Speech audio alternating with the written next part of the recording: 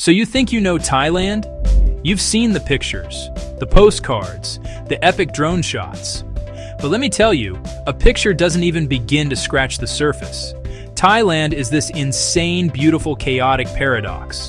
1 minute, you're scaling a sheer limestone cliff that looks like something out of a blockbuster movie.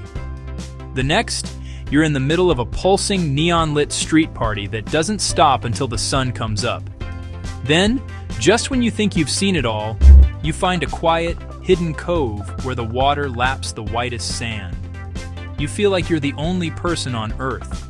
It's a country that offers everything, no matter who you are or what you're looking for. And at the heart of it all, the beaches. They're the lifeblood of this place. Calling them all just beaches is like calling all music just sound. Each one has its own personality, its own story, its own rhythm.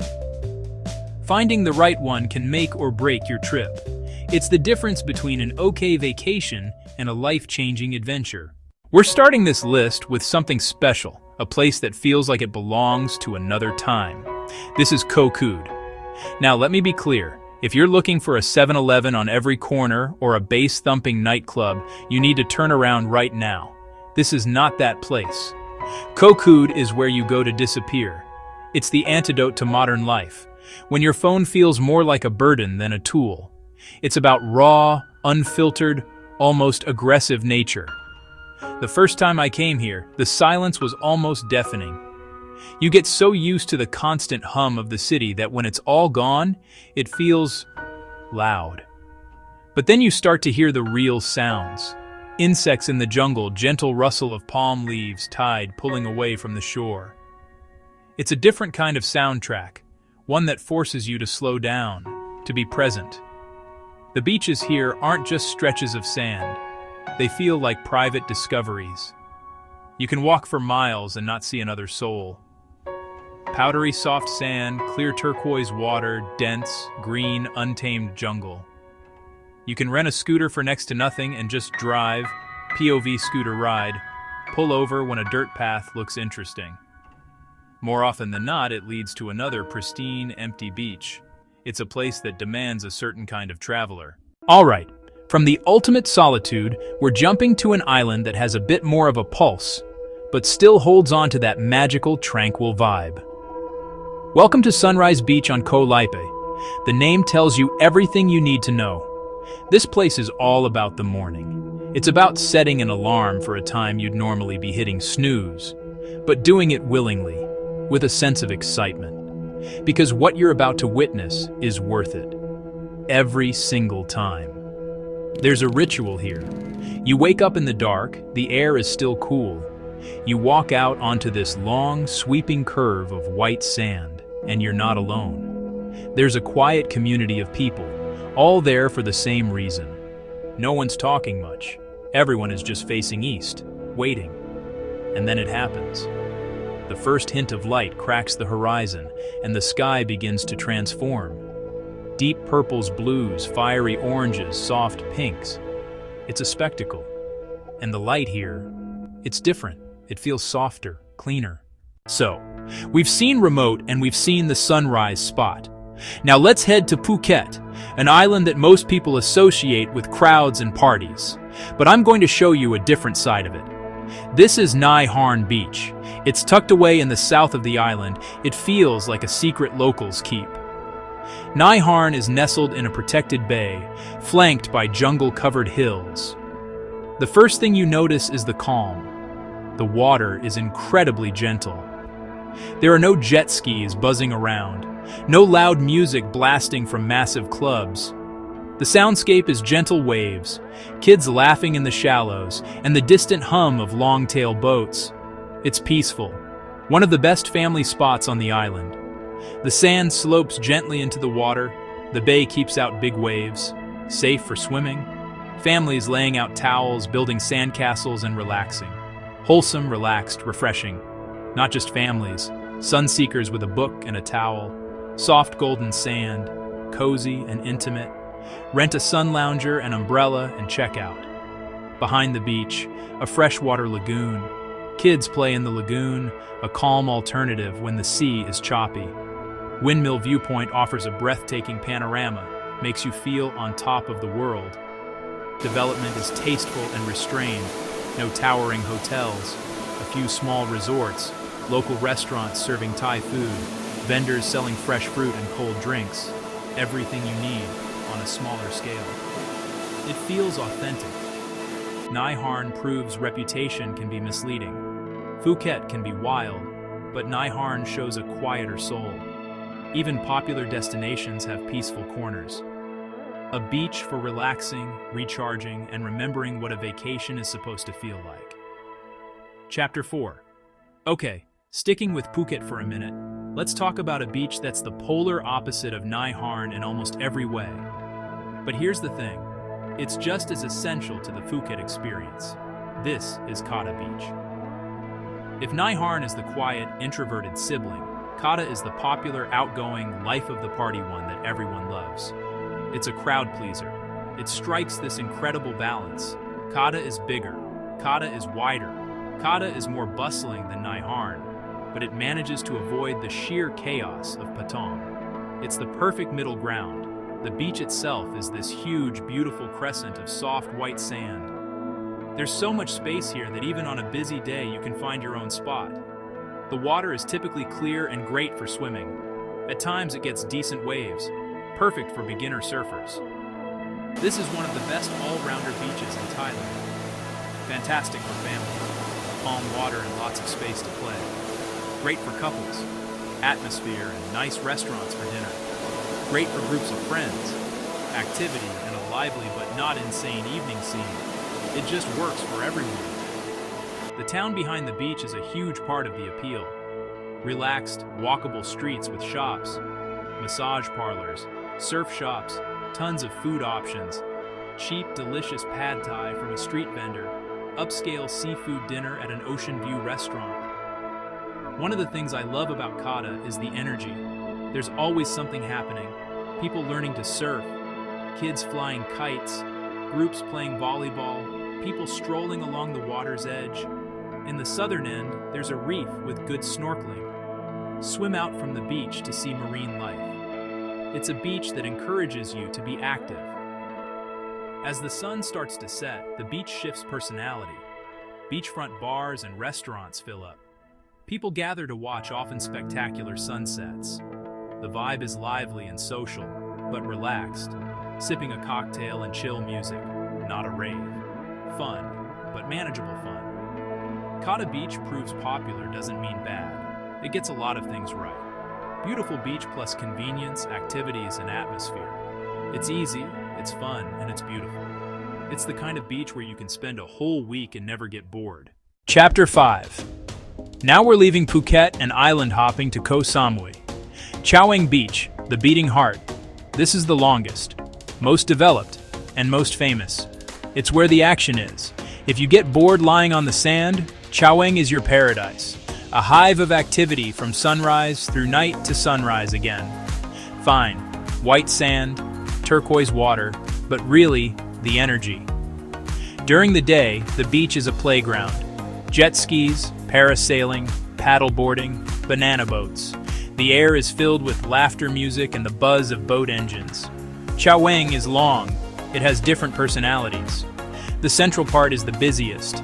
Large resorts, beach clubs, and crowds. Move north and south. Things get quieter. Choose your own adventure. The infrastructure here is on another level. Restaurants, bars, shops. You can be on your sun lounger and have someone bring you a fresh fruit shake, a cold beer, or a full-blown lunch. You never have to leave the sand. When the sun goes down, Chaweng transforms. The beach becomes a massive dining room. Restaurants put out tables and chairs on the sand. They light them with candles and fairy lights, creating a romantic, lively atmosphere. Fresh grilled seafood with your feet in the sand. Watching fire dancers perform against the dark ocean. It's a full sensory experience. And then there's the nightlife. The main road parallel to the beach is the epicenter of the party scene. Neon bars, pubs, huge nightclubs, from laid-back reggae bars to multi-level dance clubs. It's loud, it's chaotic, and it's a ton of fun. Chaweng isn't for everyone. It knows what it is. It's the unapologetic, all-in-one hub of entertainment on Koh Samui, for people who want to be in the middle of it all. Convenience is king and the fun never stops. Water sports, world-class dining, all-night partying. If you want to do it all, Chaweng is the answer. Chapter 6. Alright, let's be honest. Sometimes you go to Thailand to party. You're not looking for quiet contemplation. Loud music, bright lights, a crowd of people ready to have a good time. If that's you, then let's go back to Phuket and head straight to the one, the only, Patong Beach. This place is not just a beach, it's a phenomenon. It is the undisputed heavyweight champion of nightlife in Thailand. Patong Beach itself is a long, wide stretch of sand that, during the day, is a flurry of activity. Jet skis are constantly zipping across the bay, parasailers are floating in the sky. The beach is packed with people from every corner of the globe. It's a melting pot of sun seekers and adrenaline junkies. The energy is palpable, even at noon. They come for what happens after the sun goes down. The epicenter of it all is Bangla Road. During the day, it's a regular street with traffic. Time-lapse. They block it off to cars, it transforms into a 400-meter pedestrian-only carnival of neon, noise, and hedonism. Walking down Bangla Road is an experience in itself. You're bombarded with sounds from dozens of different bars. Massive, multi-story superclubs with international DJs, tiny open-air bars with live bands playing rock covers, everything in between. Street performers, vendors selling glowing trinkets, promoters trying to lure you into their establishments. It's a river of humanity flowing through a canyon of light and sound. The beach plays its part in the nightlife too. Beachfront clubs and bars with sea breeze, but the real gravity pulls you inland towards Bangla Road and its suaz. This is not a place for the faint of heart.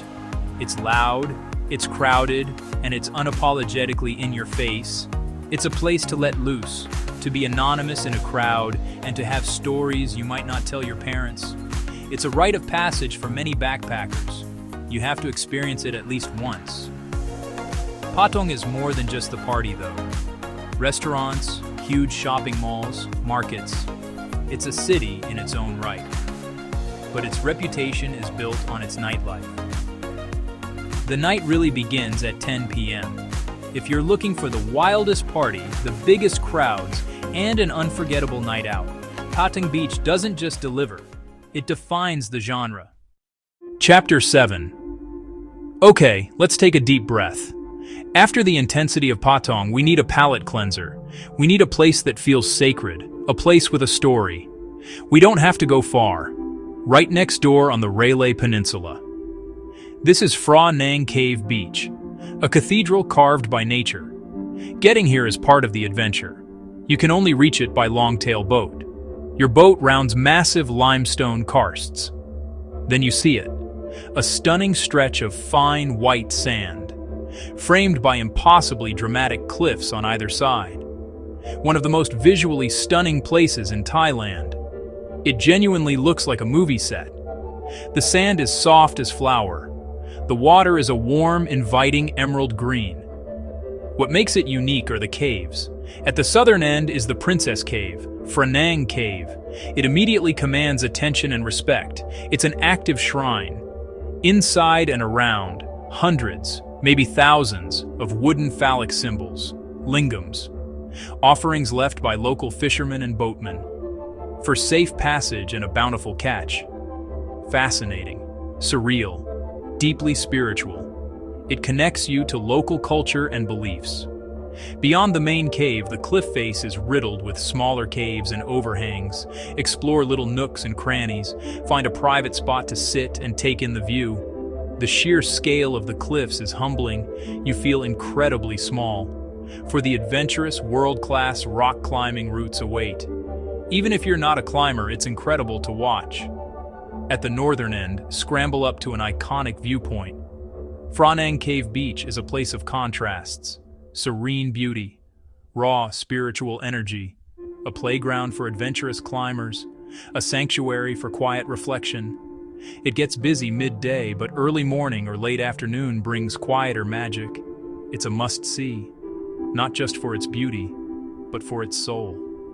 Chapter 8. There are some places in the world that are so famous, so iconic, that you feel like you've been there even if you haven't. They've been on movie screens, on postcards, on the cover of every travel magazine. And sometimes those places disappoint in real life. They don't live up to the hype. Maya Bay is not one of those places.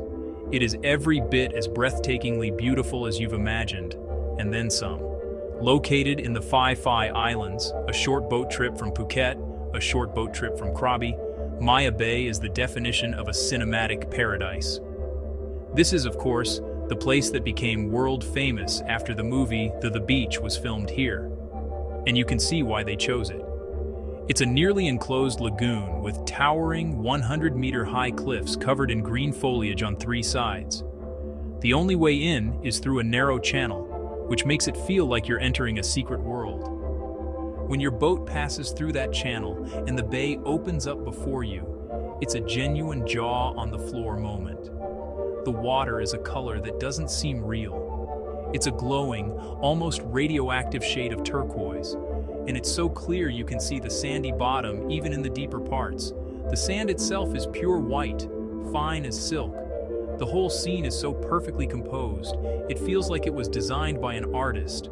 Now, it's important to talk about the reality of Maya Bay. Its fame came at a cost. For years, it was overwhelmed by tourists. The sheer number of boats and people was damaging the delicate ecosystem, killing the coral and driving away the wildlife.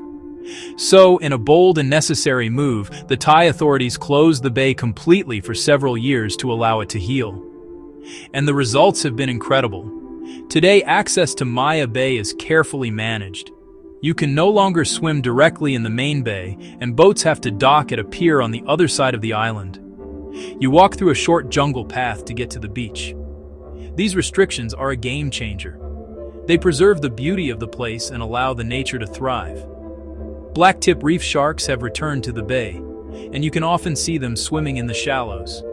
It's a powerful story of ecological recovery. Even with the restrictions, just being there is an experience. You can walk along the pristine sand, wade in the designated areas, and just absorb the sheer, overwhelming beauty of your surroundings. It feels healthier, more alive than it has in decades. You feel like you're a privileged guest, not just another tourist. It adds a layer of appreciation to the experience. Visiting Maya Bay is a pilgrimage for many travelers. It's a chance to step into a postcard, to see a place that has captured the imagination of millions. The new, more sustainable approach to tourism here makes the visit even more meaningful. It's a lesson in how we can and should protect our most beautiful places. Maya Bay isn't just a beach. It's a symbol of hope and a testament to the resilience of nature. Chapter 9. We've been near it, we've talked about its neighbors, but now it's time to focus on the mothership. This is Railay Beach. When people say Railay Beach, they mean the whole peninsula. West Railay, East Railay, Phra Nang. West Railay is the main event, the postcard shot. Arrival, you have to come by boat. Longtail boat pulls into West Railay. Railay is cut off by towering limestone cliffs. No cars, no scooters, no tuk-tuks. Only sandy footpaths wind through the jungle. The only traffic, the putt-putt of long-tail boats. That quiet changes everything. West Railay is a wide, sweeping crescent of soft sand. Majestic cliffs anchor both ends. The water is warm and emerald. Daytime, people sunbathing, swimming, playing frisbee. But Railay is more than a pretty beach. The lifestyle here is built around the rock. World-class climbing routes for all levels. Close-up climbers on limestone faces. Beginner instruction at a climbing school. A first-time climber scaling with an instructor. View from above, the beach seen from a route. The vibe here is built around the rock. Backpackers, flashpackers, luxury travelers. POV, walking down the sandy walking street. Laid-back reggae bars, cool coffee shops, fantastic restaurants. It's social, but not a wild party scene. East Rayleigh, mangroves and supply boats, bars on stilts over the water, walk from west to east in 10 minutes, activities, climbing cliffs, kayaking near cliffs and sea caves, hiking to hidden lagoons, lying on one of the world's most beautiful beaches, evenings, eating amazing food, listening to live music, sharing stories with travelers. It grabs hold of you. Not just a beach you visit, a place you experience, an adventure playground with a soul. Outro. So there you have it. From the absolute solitude of Koh Pha Ngan to the non-stop party of Patong and the epic, adventurous spirit of Rayleigh. The one thing I hope you take away is that Thailand's beaches are not a monolith. They are as diverse and complex and beautiful as the country itself. There is, without a doubt, a perfect stretch of sand waiting for you here. You just have to know what you're looking for. The biggest mistake you can make is thinking you've seen it all after visiting just one. The real magic is in the variety, in the exploration. But here's the real secret. A trip to Thailand should never be just about the beaches. The beaches are the gateway, the stunningly beautiful entry point. But to truly experience this country, you have to combine that beach time with everything else it has to offer. Get lost in the chaotic markets of Bangkok, eat a bowl of noodles from a street cart that costs less than $1 but tastes better than anything you've ever had, and hike through the northern jungles to visit ancient temples. The beach is where you relax, but the culture, the food, the adventure, that's where you come alive. This is a country that rewards curiosity. So, do the work. Don't just book a flight. Dive in. My journey is just one perspective. Now I want to hear yours. What's your favorite beach in Thailand? Is there a hidden gem I missed? Let me know in the comments below. I read all of them. And if you got any value out of this, if it inspired you to book a ticket or just dream a little bigger, do me a favor and hit that like button and subscribe. There's so much more of the world to see, and we're just getting started. Now go. Go do something. Go see something.